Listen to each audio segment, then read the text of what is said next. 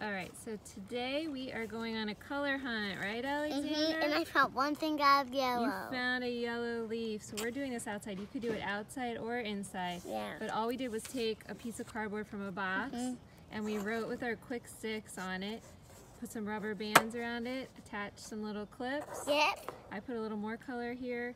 So we have all the colors of the rainbow in brown and black and white. All right, so let's get going.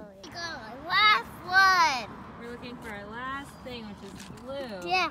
And it's very difficult to find. And we isn't didn't find it quick. Yeah, we didn't find it. Okay, tell me what you found on the color. I found a sunflower and a yellow leaf and a purple flower and a white rock and Black. peel. What is that? Another stone, right?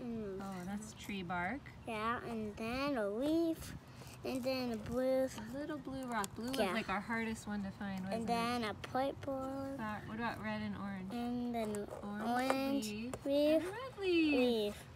Awesome.